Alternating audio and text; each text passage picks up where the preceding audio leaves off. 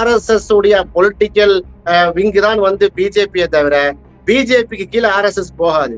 எனவே RSS என்ன சொல்லுதோ அது மோடி கேட்டு ஆக வேண்டும்.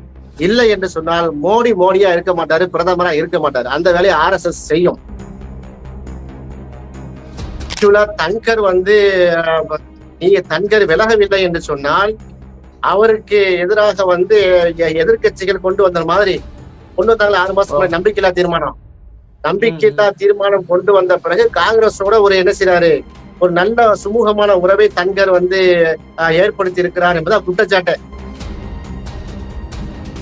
உத்தவ் தாக்கரே கட்சியை சேர்ந்த சஞ்சய் யாதவ் என்ன சொல்றாருன்னா, 75 வயதை கடந்ததற்கு ஒரு முன்னோட்டம் தான் தன்கர், அடுத்து பிரதமர் உறுதியாக மாற்றப்படலாம் என்ற பேச்சளவு போகுது இல்லையா? அப்ப பிரதமர் பதவி கூட இதுக்கு ஒரு முன்னோட்டம் எடுத்துக்கிறதா, அதை எப்படி புரிஞ்சுக்கிறது?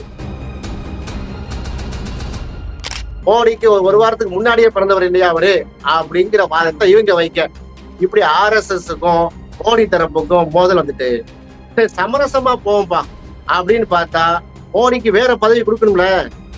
நீங்க வந்து பிரதமரை விட்டு நீங்க அவரை கீழே இறக்க முடியாதுல்ல, முடியாதுன்னா ஜனாதிபதியா பதவி கொடுக்க வேண்டியிருக்கும்.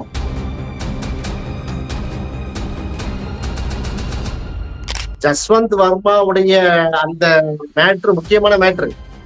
ஜஸ்வந்த் வர்மா முழுக்க சங்கீதன். அவரு RSS உடைய பின்புலத்துல வாழ்ந்தவர். அவரை எப்படி வந்து காவு கொடுப்பாங்க?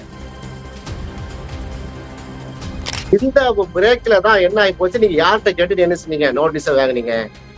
நீங்க இந்தியா கூட்டணி ஆப்போசிஷன் லீடருக்கு காங்கிரஸ் கட்சிக்கு சாதகமா வந்து நீங்க பண்ணிடலான்னு சொல்லி யாரு கேட்டாவா?